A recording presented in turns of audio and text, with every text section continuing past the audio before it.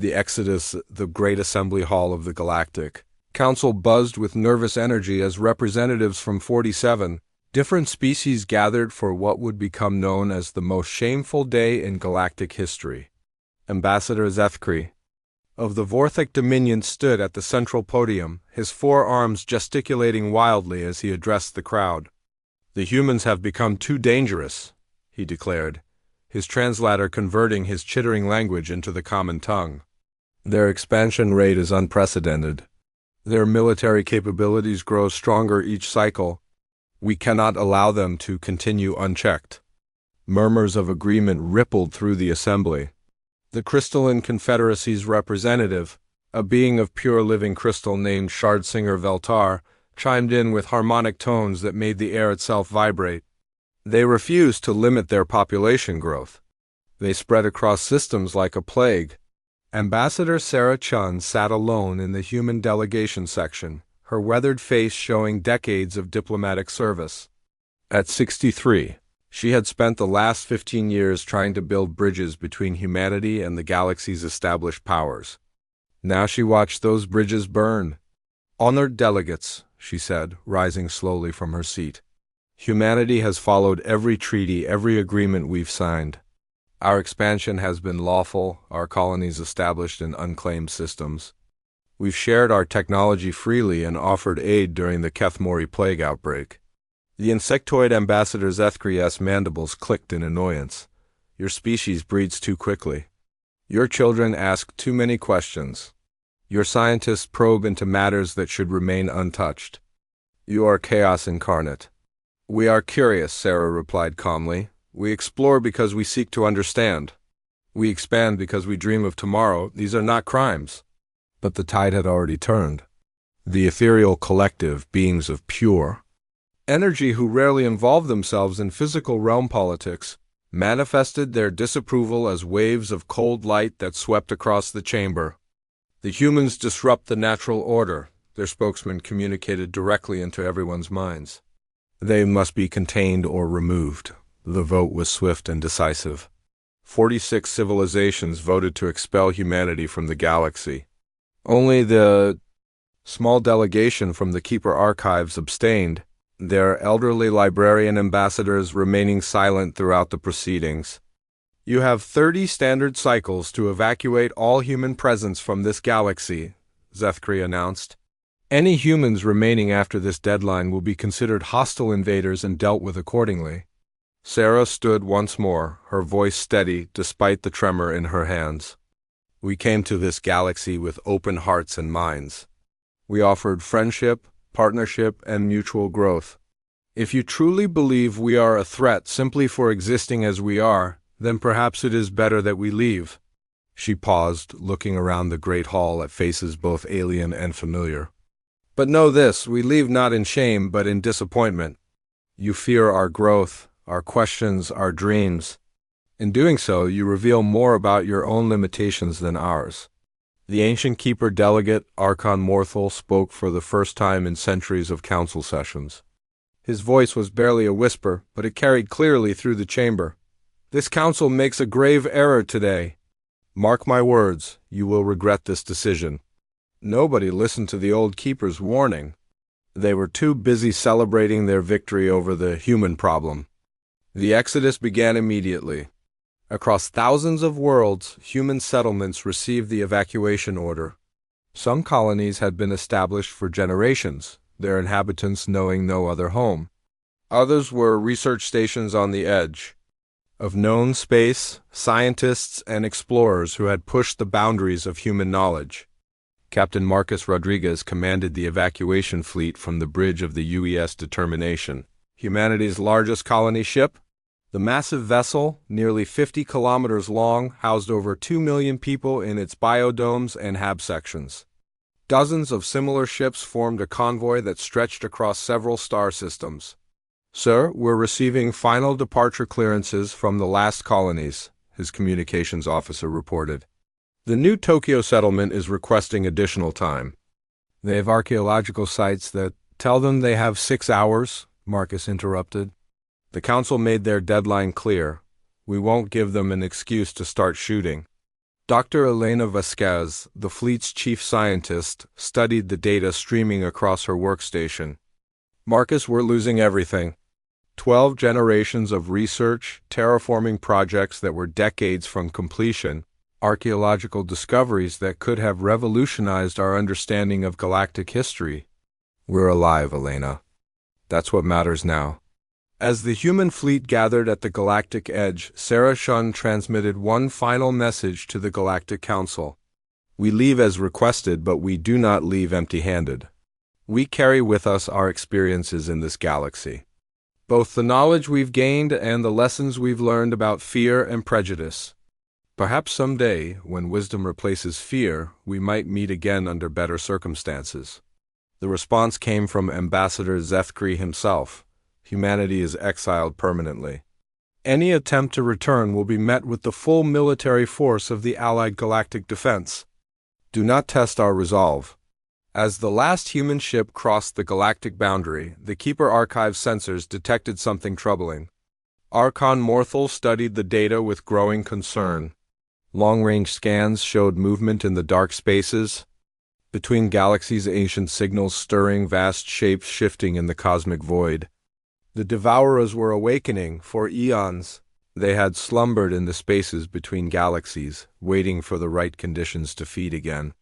The psychic emanations of sapient life called to them across impossible distances, but they had learned patience.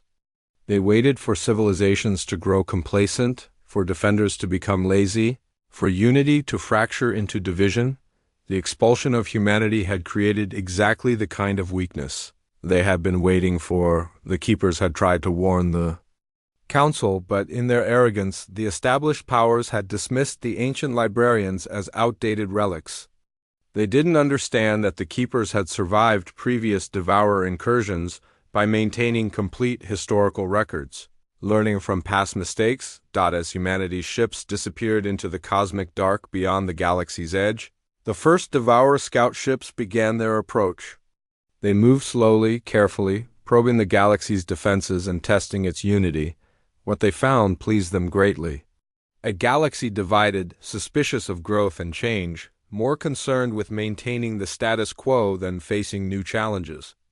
The humans, who might have been natural allies in the coming war, were gone. Captain Rodriguez stood on the observation deck of the Determination, watching their home galaxy shrink to a distant spiral of light. His daughter, barely 5 years old, pressed her face against the transparent aluminum window. "Daddy, why did we have to leave?" "Because sometimes, sweetheart, people are afraid of things they don't understand. They thought we were dangerous just for being ourselves. But we're not dangerous." Marcus smiled sadly, thinking of the massive industrial ships in their convoy, the millions of humans with their endless creativity and determination, their refusal to accept limitations. No, we're not dangerous to friends. But maybe that's exactly why they were afraid. Behind them, the galaxy continued its ancient rotation, unaware that its rejection of humanity had sealed its fate. The Devourers were coming, and the galaxy had just exiled its best hope for survival. In the depths of space between galaxies, the human fleet began to adapt and grow, as they always had when faced with challenges. They didn't know about the approach.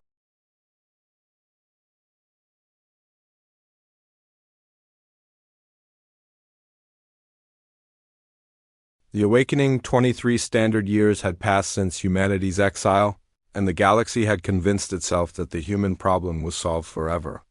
Trade routes flourished, territorial disputes had settled into comfortable patterns, and the various species had returned to their traditional ways of slow, careful progress. Ambassador Zethkri, now elderly even by Vortex standards, ruled the Galactic Council with an iron fist. His species had dominated galactic politics since humanity's departure, and he had grown comfortable in his position as the galaxy's undisputed leader. The first signs of the Devourer approach went unnoticed for months. Distant observatory stations reported strange energy readings from the galactic edge, but these were dismissed as equipment malfunctions or natural phenomena. The galaxy had grown peaceful, even lazy. Military readiness had declined across All major civilizations as resources were redirected to more profitable endeavors. Commander. Velthari of the Crystalline Confederacy stood in her flagship's command center, studying the latest reports with growing unease. Unlike most of her peers, she remembered the old stories, the ancient warnings passed down through generations of crystal singers. Ma'am, we're receiving distress signals from the Outer Reach colonies, her communications officer reported, his harmonic tones carrying notes of confusion. But they're wrong somehow. The signals are coming from systems that were reported as functioning normally just days ago. Velthari examined the data streams flowing through her crystalline consciousness. Show me the long-range sensor sweeps of those sectors. What appeared on the holographic display made her crystal structure resonate with fear. Entire star systems were going dark, not from natural causes but from something consuming them. The energy signatures were unlike anything in their databases, organic, hungry, and utterly alien.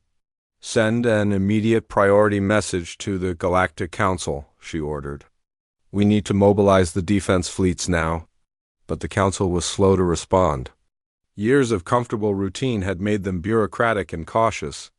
Committee meetings were scheduled to discuss the reports.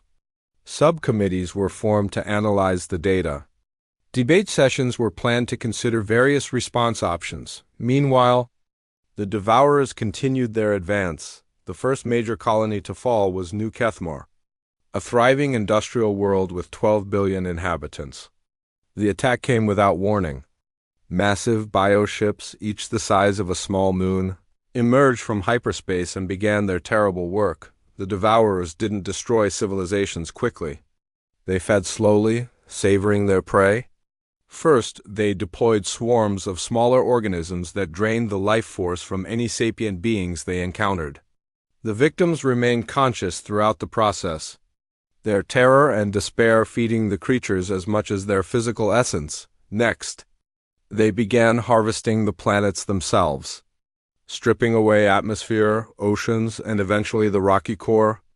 Each consumed world became raw material for new bioships, allowing their fleet to grow stronger with every victory. The few survivors who escaped. New Kethmor brought tales of horror that the galaxy was unprepared to hear. In the council chambers, Ambassador Zethkri paced nervously as reports flooded in from across the outer rim.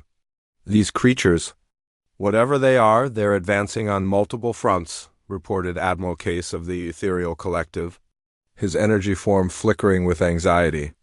Our outer defense grids are completely inadequate. We need to mobilize everything we have. How is this possible? Zethkri demanded. Our intelligence network showed no signs of external threats. Where did these invaders come from? Archon Morthal of the Keeper Archives stood slowly in his observer section. The ancient being moved with the careful deliberation of someone who had witnessed the rise and fall of civilizations.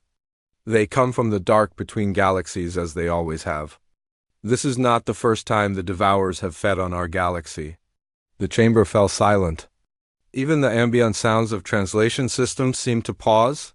Explain yourself, Keeper, Zethkri commanded. Morthal's voice carried the weight of eons.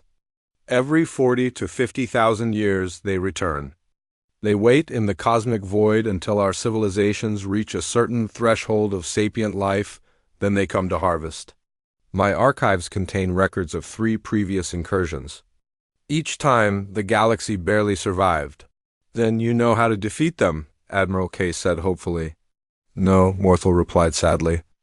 Each time, we survived through unity, sacrifice, and the emergence of unexpected defenders. But this galaxy has grown complacent. You expelled your greatest potential allies 23 years ago. The implications hit the Assembly like a physical blow. In their fear of human expansion and growth, they had banished the one species that might have been able to help them face this threat. The humans, Zethkri whispered. But they're gone. Exiled beyond the galactic boundary. Yes, Morthal confirmed. And now we face the Devourers alone, weakened by division and prejudice. The next few months brought disaster after disaster. The galaxy's established military forces, designed for conflicts between civilized species, proved woefully inadequate against the Devourers. Traditional energy weapons barely slowed the bioships. Conventional tactics were useless against an enemy that consumed both matter and energy. Entire sectors fell in rapid succession. The proud Vorthak fleet, once the terror of smaller civilizations, was consumed in a single engagement. The ethereal collective's energy forms proved particularly vulnerable to the Devourer's feeding processes. Even the mighty crystalline confederacy found their living ships turned against them as the Devourers learned to corrupt and control crystalline consciousness. As world after world fell to the hungry swarm, refugee fleets began fleeing toward the galactic core.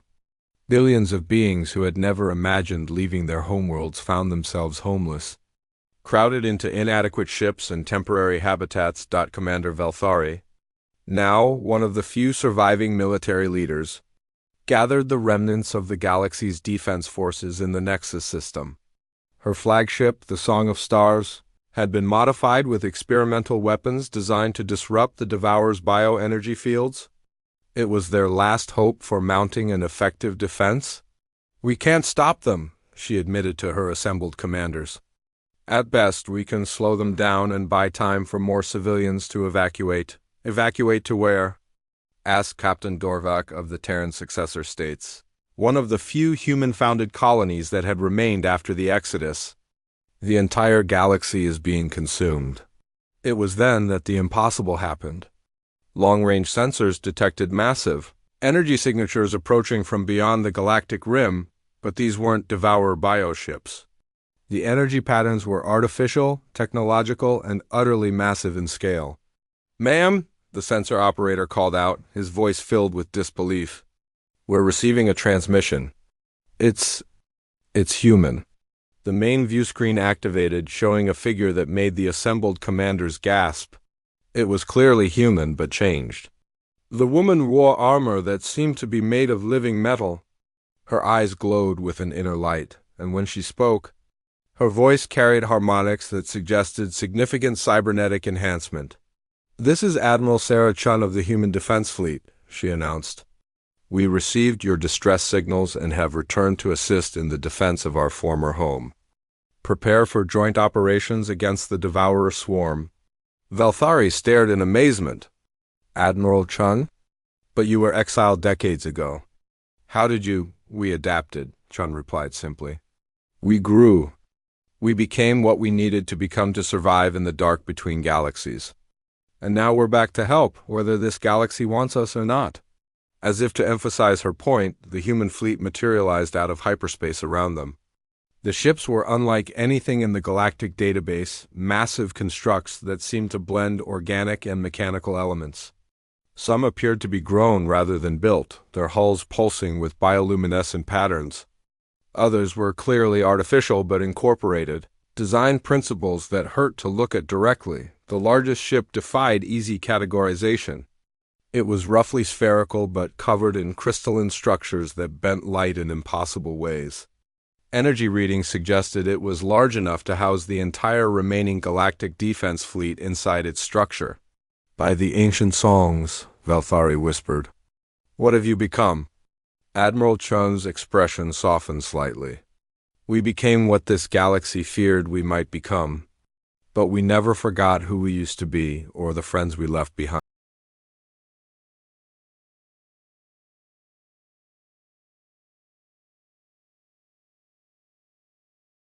The reckoning, the combined human and galactic fleets moved through hyperspace like a sword cutting through darkness. Admiral Sarah Chun stood in the command center of her flagship, the Prometheus Ascendant, watching tactical displays that showed the true scale of the Devourer invasion. Nearly half the galaxy had already fallen to the hungry swarm, and the rate of consumption was accelerating. 23 years, she murmured to herself, remembering the frightened faces in the Galactic Council chambers. 23 years they had to prepare, and instead they grew complacent. Commander Velthari's crystalline form materialized beside her through quantum entanglement communication. "Admiral Chun, our combined forces are approaching the Devourer main fleet. My tactical analysis suggests we're outnumbered at least 50 to 1. Sarah smiled grimly. "Numbers aren't everything, Commander. We learned that lesson the hard way during our exile. Sometimes being outnumbered just means you have more targets to choose from. The human fleet had indeed changed during their time in the cosmic void. Forced to survive in the harsh emptiness between galaxies, they had evolved beyond their original limitations. They had encountered other refugee civilizations in the dark, ancient beings who had been fleeing from various galactic disasters for millions of years, from the architects of the void. They had learned to build with living metal that could adapt and evolve in real time. From the quantum shepherds, they had mastered technologies that operated outside normal spacetime. Most importantly, from the survivors of the previous Devourer incursion 40,000 years ago, they had learned the creature's weaknesses. "All ships, prepare for emergence," Sarah commanded. "Remember, the Devourers expect fear. They feed on terror and despair. Show them what human determination looks like instead." The combined fleet dropped out of hyperspace directly into the heart of the Devourer swarm. Thousands of bioships, each the size of a city, turned toward them with predatory interest. The creatures had been feeding on this galaxy for months now. Growing fat and slow with easy victories, they weren't prepared for what humanity had become. The human ships opened fire with weapons that defied conventional understanding. Some launched swarms of nanoscale machines that began deconstructing Devourer bioships at the molecular level. Others fired beams of pure entropy that aged their targets millions of years in seconds. The largest vessels deployed gravitational anomalies that crushed entire sections of the enemy fleet, but the true surprise was how the humans fought. Instead of the careful, methodical tactics favored by galactic civilizations, they attacked with seemingly reckless abandon.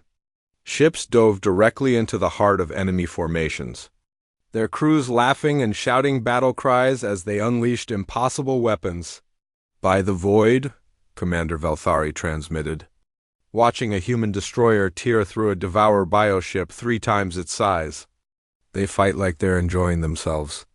"We are," Sarah replied, her enhanced consciousness simultaneously commanding 17 different battle groups while maintaining conversation. "We've spent 23 years preparing for this moment. Every simulation, every training exercise, every prototype weapon, it was all for this fight." The tide of battle began to turn as the human weapons proved devastatingly effective against Devourer biotechnology. The creatures had evolved to consume and corrupt organic and conventional technology, but they had no defenses against weapons that operated on principles they had never encountered. Massive Devourer queenship, easily 100 kilometers long, focused its attention on the Prometheus Ascendant. Thousands of feeding tendrils reached out toward the human flagship, seeking to drain its crew of life force and add their vessel to the swarm. Instead, the tendrils passed harmlessly through the ship's hull. "Phase shift technology," Sarah explained to her amazed galactic allies. "We learned to exist partially outside normal space-time. Physical matter can't touch us when we don't want it to." The Prometheus Ascendant materialized inside the queenship's core and detonated a weapon that converted matter directly into pure information. The massive bioship simply ceased to exist, taking a significant portion of the Devourer command structure with it. But the greatest shock came when the humans encountered Devourer-controlled vessels that had been corrupted from captured galactic fleets. Where other defenders had been horrified to face their own ships turned against them, the humans responded with something the galaxy had never seen: digital exorcism. Human technicians, their minds enhanced with quantum processors and adaptive AI, dove directly into the corrupted systems. They fought the Devourer influence in cyberspace, reclaiming ships and stations through pure will and superior programming. "This is impossible," transmitted Admiral Case of the Ethereal Collective, watching human boarding parties literally resurrect dead crew members and restore their consciousness from quantum backup systems. "They're bringing the dead back to life." "Not back to life," Sarah corrected. "We're simply refusing to accept that death has to be permanent." Another lesson learned during our exile: when you don't have the luxury of accepting limitations, you find ways to transcend them. The battle raged for 3 days and nights across 17 star systems. Gradually, the combined fleet pushed the Devourers back toward the galactic edge. But Sarah knew this was only the beginning. The main swarm was still out there in the cosmic dark, and they would return eventually. Commander Velthari, Admiral Case, all surviving galactic representatives, she broadcast on all channels. We need to discuss the future of this galaxy. They gathered aboard the Prometheus Ascendant in a meeting room that hurt to look at directly. The walls seemed to exist in more than 3 dimensions, and the air itself hummed with barely contained energy. You saved us, Zethkri admitted, the elderly Vorthik ambassador looking frail and exhausted. Despite our treatment of your species, you returned to help us. Why? Sarah studied the assembled beings, recognizing some faces from the council session 23 years ago. Because we're human. We don't abandon friends even when those friends have abandoned us. But now what? Asked Velthari. The immediate threat is contained, but you said the main swarm is still out there. It is, Sarah confirmed. And they'll be back, probably within the next few decades. This galaxy needs to change if it wants to survive the next incursion. She activated a holographic display that showed the galaxy as it was and as it could become. No more species isolation. No more fear of growth and change. No more committees debating while threats advance. This galaxy needs to become unified, adaptive, and strong. You're talking about fundamental changes to our entire civilization, Admiral Case protested. Yes, Sarah replied simply. The alternative is extinction. The Devourers will keep coming back until they succeed, or until this galaxy becomes too strong for them to threaten. Archon Morthal spoke for the first time during the meeting. The humans offer wisdom earned through hardship. My archive suggests this may be our last chance to break the cycle. Over the following months, the galaxy began to transform. Human advisors worked with local governments to establish new defensive networks. Advanced technologies were shared freely, but with the understanding that they came with responsibilities. Some species embraced the changes enthusiastically. The Crystalline Confederacy found that human quantum technologies enhanced their natural abilities in ways they had never imagined. The Ethereal Collective discovered that merging with human AI systems allowed them to maintain consciousness in physical form without losing their energy-based nature. Others resisted, clinging to old ways and traditional boundaries. But as news of the Devourer threat spread, even the most conservative civilizations began to adapt. The transformation wasn't always smooth. There were conflicts, misunderstandings, and moments when it seemed the alliance might fragment. But each time crisis threatened, humanity stepped in with solutions that no one else had considered. They don't just solve problems, Velthari observed to her fellow commanders. They eliminate the possibility that those problems can happen again. 5 years after the first battle, the galaxy had become something unprecedented, a truly unified civilization that stretched across millions of worlds. Trade, culture, and technology flowed freely between species that had been enemies for millennia. More importantly, they were ready when the Devourer main swarm finally arrived. They found a galaxy that bore no resemblance to the one they had been feeding on. Defense platforms built with living metal and powered by controlled singularities waited at every major system. Fleets of hybrid biomechanical ships patrolled the galactic rim, their crews drawn from dozens of species working in perfect coordination. The Devourers had expected to find a weakened, divided galaxy ripe for harvest. Instead, they encountered something that had never existed before, a truly united galactic civilization that fought with human courage. Crystalline precision, ethereal adaptability, and the combined wisdom of 47 different species. The final battle lasted only 6 hours. The Devourers, for the first time in their ancient existence, retreated rather than face complete annihilation. Admiral